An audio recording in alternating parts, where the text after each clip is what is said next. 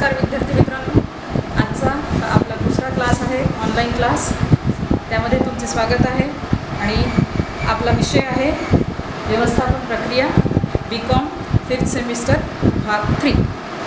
याच्या आधीच्या पिरियडमध्ये किंवा आधीच्या क्लासमध्ये आपण पूर्ण सिलेबस कव्हर केलं होतं आणि सिलेबसमध्ये किती युनिट्स आहे, प्रत्येक युनिटमध्ये काय डिटेल्स आहे त्याबद्दल आपण चर्चा केली होती. आज आपण सुरुवात करणार आहोत शिकायला, म्हणजे आपलं जे युनिट 1 आहे ते आपण स्टार्ट करणार आहोत. तर युनिट 1 मध्ये काय आहे? मुख्य व्यवस्थापन आणि प्रशासन, म्हणजे मॅनेजमेंट अँड ॲडमिनिस्ट्रेशन. तर प्रथम आपल्याला बघायचं आहे की व्यवस्थापन म्हणजे काय. जसं आपण बघितलं की व्यवस्थापनामध्ये मुख्य कार्य किंवा मुख्य सहभाग हा कोणाचा असतो? उच्च स्तरामध्ये. जसं आपण बघितलं की 3 स्तर आहेत मॅनेजमेंटचे, उच्च स्तर, मध्यम स्तर आणि निम्न स्तर. तर उच्च स्तरामध्ये कोण येत असतं? सगळ्या प्रकारचे अधिकारी, ज्याला आपण म्हणू शकतो की डायरेक्टर, मॅनेजिंग डायरेक्टर किंवा डायरेक्टर. जो अधिकारी असतो ज्याच्या हातामध्ये सगळे सूत्र असतात, ज्याला अधिकार दिलेले असतात, ज्याच्याजवळ विशिष्ट कौशल्य असतात किंवा कलागुण असतात, जो गुणांनी अवगत असतो, गुणवंत असतो, तो त्या पदावर येण्यासाठी प्राप्त होतो, ज्याला आपण अधिकारी म्हणतो, ज्याला म्हणतो आपण manager or managing director. So याच्यामध्ये सगळ्यात महत्त्वाची भूमिका असते डायरेक्टरची. त्या अधिकाऱ्याला त्याच्या हाताखाली जितके लोक आहेत, जितके एम्प्लॉईज आहेत, जितके कर्मचारी आहेत, त्यांच्याकडून काम करून घ्यायचं असतं. मॅनेजमेंटचा अर्थ काय आहे? व्यवस्थापन.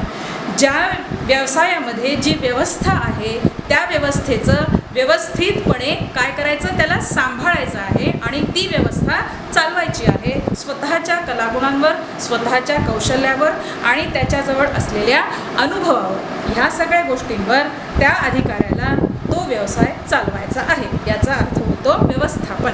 ही मुळात जी व्यवस्था बनलेली आहे, जी व्यवस्था तयार आहे एखाद्या व्यवसायाची, त्या व्यवस्थेमध्ये काही बदलाव हवे आहेत का? काही चेंजेस पाहिजे आहे का? किंवा आहे जी व्यवस्था ती व्यवस्थित आहे, उत्तम रीतीने व्यवसाय चालू आहे, तर मग तो व्यवसाय अधिक पुढे कसा न्यायचा आहे हे त्या अधिकाऱ्याचं काम आहे. किंवा त्या व्यवसायामध्ये जर का काही बदल हवे असतील आणि एखाद्या डिपार्टमेंटमध्ये किंवा एखाद्या भागामध्ये जे विविध प्रकारचे डिफरंट डिपार्टमेंट्स असतात, त्याच्यामध्ये काही चेंजेस हवे आहेत का? त्याच्यातील कर्मचाऱ्यांमध्ये काही बदलाव हवे आहेत का? किंवा कर्मचारी जे आहेत, जे सध्या काम करत आहेत, ते तेवढे चांगले नाही आहेत किंवा त्यांच्याकडून तेवढं रिसोर्स त्याला मिळत नाही आहे, कंपनीला फायदा होत नाही आहे. अशा वेळेस त्या कर्मचाऱ्यांमध्ये नवीन कर्मचारी ॲड करायचे, नवीन कर्मचाऱ्यांची नियुक्ती करायची किंवा असलेल्या कर्मचाऱ्यांना विविध प्रकारचं ट्रेनिंग किंवा अनेक बाकी इतर कोणतं व्यवसायाचे त्यांना फायदा करून किंवा व्यवसायाचं मार्गदर्शन करून तो व्यवसाय पुढे न्यायचा. हे सगळं बघण्याचं काम कोणाचं आहे? व्यवस्थापकाचं आहे किंवा त्या अधिकाऱ्याचा. तर हा आहे मॅनेजमेंटचा थोडक्यात अर्थ. पण आता जसं व्यवसायाचं स्वरूप हे आधुनिक झालेलं आहे. आधुनिक स्वरूप म्हणजे ज्याला म्हटलं येईल की आपल्याला मल्टीनॅशनल म्हणजे MNC और कॉर्पोरेट बिझनेस. तर ह्या बिझनेसप्रमाणे किंवा या आधुनिक व्यवसायाचे जे तत्त्व आहे त्याच्यानुसार व्यवसायाची व्याख्या पण थोडीशी बदललेली आहे, व्यवस्थापनाची व्याख्या पण थोडीशी बदललेली आहे. सो त्याच्याप्रमाणे जे विविध काय म्हणता येईल आपल्याला, विविध लेखक आहे किंवा विचारवंत आहे, त्यांनी आपापल्या भाषेमध्ये व्यवस्थापनाची व्याख्या प्रस्तुत केली आहे, व्यवस्थापनाची व्याख्या मांडलेली आहे. तर त्यानुसार आपण 3 ते 4 आपल्याला पुस्तकामध्ये किंवा जेव्हा मी तुम्हाला नोट्स देईल त्याच्यामध्ये अधिक व्याख्या मी तुम्हाला देईल, पण सध्या आपण 3 ते 4 व्याख्या इथे डिस्कस करू किंवा इथे चर्चेला घेऊ. तर सगळ्यात पहिली व्याख्या आहे हेनरी फेऑल यांची. आता याच्यामध्ये तुम्हाला एक सेल्फ स्टडी आपण म्हणता येईल की तुम्ही तुमचा अभ्यास कसा करायचा. जे नावं मी इथे लिहिलेले आहे ब्लॅकबोर्डवर, जसे हेनरी फेऑल, पीटरसन नोवन, पीटर ड्रकर, तर तुमच्यासाठी एक आता सगळं जसं ऑनलाईन मोडमध्ये आपला अभ्यासक्रम सुरू आहे, तर तुम्ही स्वतः या जे नावं तुम्हाला दिलेले आहेत त्या नावाचं काय करायचं? गुगल सर्चमध्ये जायचं आणि बघायचं की ह्यांनी व्यवस्थापन किंवा मॅनेजमेंट या विषयाबद्दल काय स्वतःचे विचार मांडले आहे, काय कॉन्ट्रीब्युशन दिलेलं आहे, त्यांनी कोणत्या विविध प्रकारनी विविध अंगांनी त्यांनी याचा अभ्यास केलेला आहे, याची सगळी माहिती तुम्हाला गुगल सर्चवर अवेलेबल आहे, उपलब्ध आहे. तेव्हा आपण स्वतः थोडी मेहनत घ्यायची आणि आता ही जी व्याख्या मी तुम्हाला एक्सप्लेन करणार आहे त्याच्यामध्ये तर ती येईलच, पण स्वतःचं ज्ञान वाढवण्यासाठी, स्वतःचं नॉलेज इन्क्रीज करण्यासाठी हे तुम्ही नक्की करू शकता की ज्या व्याख्या मी तुम्हाला इथे देणार आहे ते म्हणजे हा लेक्चर ऐकल्यानंतर स्वतः पीटर ड्रकर हे आपल्या गुगल सर्चवर जायचं आणि तिथे बघायचं कधी जन्म झाला त्यांचा, मग त्यांचं एज्युकेशन बॅकग्राऊंड काय होता, ते कसे कसे पुढे गेले, त्यांनी व्यवस्थापनाचा कसा अभ्यास केला, या सगळ्या गोष्टी त्याच्यामध्ये येतात. तर सगळ्यात पहिली व्याख्या आहे आपली हेनरी फेयॉल यांची. तर हेनरी फेयॉल यांचं काय म्हणणं आहे की व्यवस्थापन म्हणजे भविष्याबद्दल अंदाज बांधणे, नियोजन करणे, संघटना उभारणे, आदेश देणे, समन्वय साधणे व नियंत्रण ठेवणे होय. म्हणजे एका वेळेस त्या मॅनेजमेंटचा जो मॅनेजर आहे, ज्या व्यवस्थापनाचा प्रक्रियेचा जो मुख्य काय म्हणता येईल भाग आहे, जो व्यवस्थापक किंवा अधिकारी आहे, हे सगळं त्याला करायचं आहे. काय काय करायचं आहे? भविष्याबद्दल अंदाज बांधायचा आहे. म्हणजे काय करायचं आहे? टू मॅनेज द फोरकास्ट की what will happen in future. भविष्यामध्ये जर व्यवसाय करायचा आहे तर त्या व्यवसायाच्या निगडीत काय फायदे आहे, काय तोटे आहे, किंवा व्यवसायामध्ये कुठल्या अडचणी येऊ शकतात याचा काय करायचा आहे? अंदाज बांधायचा आहे. बरोबर आहे? त्याला म्हणतात भविष्याबद्दल अंदाज बांधणे. नियोजन करणे म्हणजे काय करणे? प्लॅनिंग करणे. व्यवसायासाठी प्लॅनिंग सगळ्यात पहिलं जे व्यवस्थापन सुरू होतं त्याच्यातली सगळ्यात पहिली ॲक्टिव्हिटी आहे, सगळ्यात पहिलं ऑब्जेक्टिव्ह आहे की प्लॅनिंग. मग येतं ऑर्गनायझिंग, डायरेक्टिंग, स्टाफिंग, कंट्रोलिंग. बरोबर आहे? हे आपण पुढे शिकणार आहोत.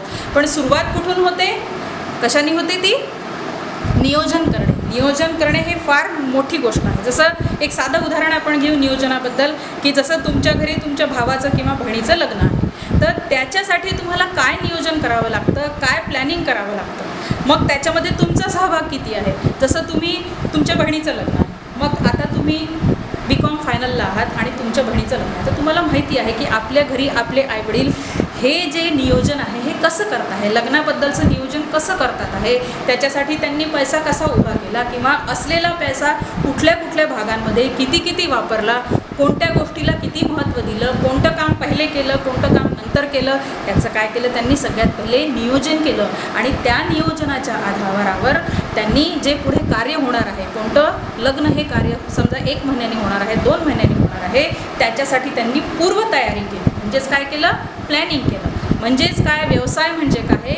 एक प्रकारचं प्लॅनिंग आहे. प्रत्येक व्यावसायिकाला, प्रत्येक व्यवस्थापकाला, अधिकाऱ्याला हे करावं लागतं आणि त्याच्याच भरोशावर तो पुढे जाऊ शकतो आणि अधिकाधिक नफा कमवू शकतो. म्हणून त्याचा अर्थ होतो नियोजन करणे, संघटना उभारणे, लोकांना घेऊन चालणे. ओके, कारण management is not a one man job और it's not a one man show. Okay, there is a group, number of people, not a single person is working in the organisation. म्हणून काय असतं की ती संघटना उभारायची असते आणि त्या सगळ्यांना घेऊन चालायचं असतं. म्हणून आपण इथे कोणाबद्दल बोलतो? हे जे विविध स्तर केलेले आहे त्या स्तरांमध्ये जो व्यवस्थापक आहे, जो अधिकारी आहे, त्याला संघटना उभी करायची आहे आणि सगळ्यांना घेऊन चालायचं आहे. त्याच्यामध्ये कोणी त्यांच्या फेवरमध्ये असतं किंवा कोणी त्यांच्या विरुद्ध असतं. तर हे सगळे लक्षात घेऊन त्या व्यवस्थापकाला तो व्यवसाय पुढे न्यायचा असतो. नंतर आदेश देणे. बरोबर आहे? आदेश देणे म्हणजे काय? To command. हे काम आजच्या आज झालं पाहिजे. हा आदेश जर का तुम्हाला तुमच्या बॉसकडून मिळाला आणि ते काम तुम्ही केलं नाही, नंतर मग काय फायरिंग होतं हे तुम्ही जेव्हा पहिली नोकरी कराल तेव्हा तुम्हाला कळेल. म्हणून काय आहे? त्याच्यासाठी आधी तयार राहायचं ना. आदेश देणे, दिलेला आदेश कसा पाळायचा ते मुख्य काम असतं. आदेश देण्याचं काम आहे व्यवस्थापकाचं, आदेश मानण्याचं आणि आदेश पूर्ण करण्याचं काम कोणाचं आहे? कर्मचाऱ्याचं. आणि अशा रीतीने ती व्यवस्था, तो व्यवसाय चालत असतो. ठीक आहे. समन्वय साधणे म्हणजे टू कोऑर्डिनेट. समजा एक काम 10 जणांच्या ग्रुपला दिलेलं आहे, मग त्या 10 जणांच्या ग्रुपमध्ये जे कोणी प्रत्येक व्यक्ती आहे, 10 जण, त्या प्रत्येकाला एक दुसऱ्याशी व्यवस्थित समन्वय साधून एक दुसऱ्यांशी बरोबर कोऑर्डिनेट करून ते काम करायचं आहे. जर तुमच्यामध्ये समन्वय नसेल तर तुम्ही दिलेली टास्क, दिलेला जॉब पूर्ण करू शकणार नाही. म्हणजे एकमेकांशी संवाद साधण्याची कला तुमच्यामध्ये असली पाहिजे. त्या 10 जणांपैकी एक जण असेल तो सगळ्यांकडून त्याचा फीडबॅक घेत असेल की आज तुमचं काय काम झालं, तुझं काय झालं, असं करून तो जो एकमेकांशी जो कोऑर्डिनेशन करायचं असतं त्याला म्हणतात समन्वय साधणे. आणि नियंत्रण ठेवणे. नियंत्रण ठेवणे हे सगळ्यात महत्त्वाचं आहे. To control, to hold the group. बरोबर आहे. तर हे काम कोणाचं आहे? व्यवस्थापकाचं आहे किंवा अधिकाऱ्याचं आहे. तर ही व्याख्या दिलेली आहे हेनरी फेयॉल यांनी.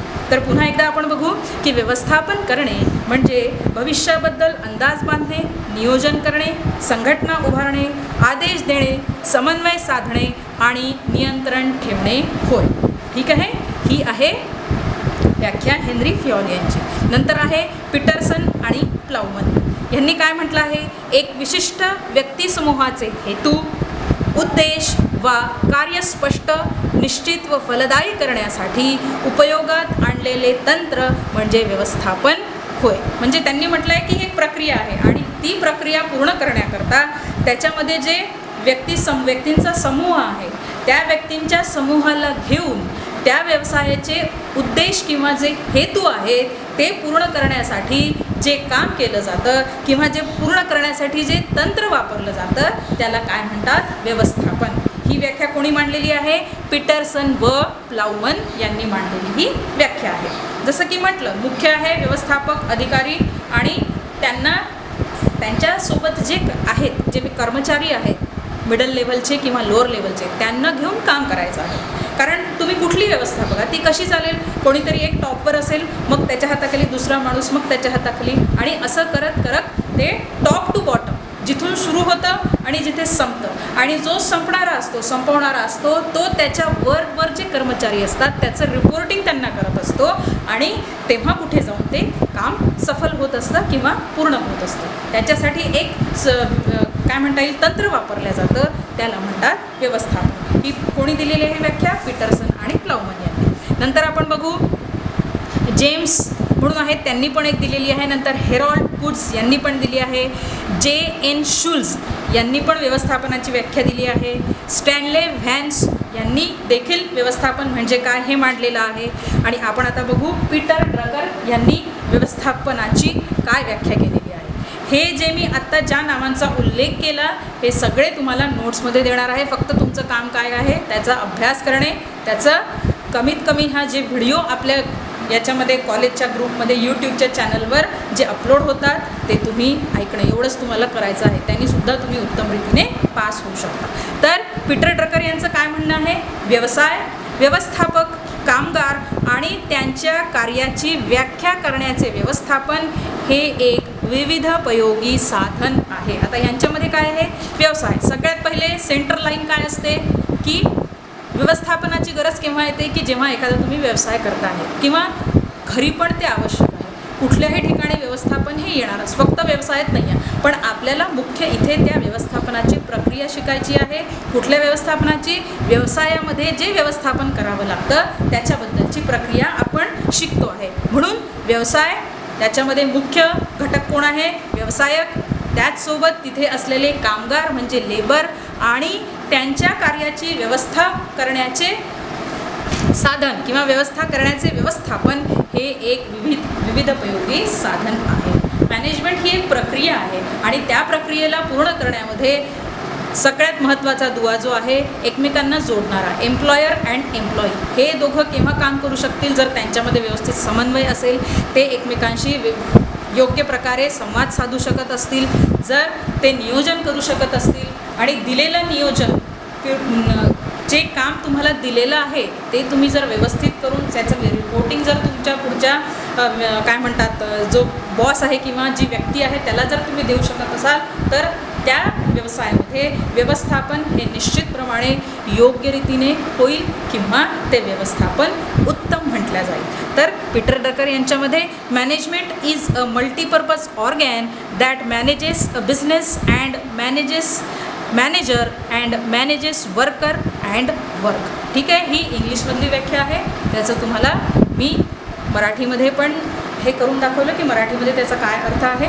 तर अशा प्रकारे आपण आज व्यवस्थापनाचा अर्थ आणि व्यवस्थापनाच्या व्याख्या ज्या विविध तज्ज्ञांनी, विविध विचारवंतांनी आणि लेखकांनी मांडलेले आहे ते बघितलं.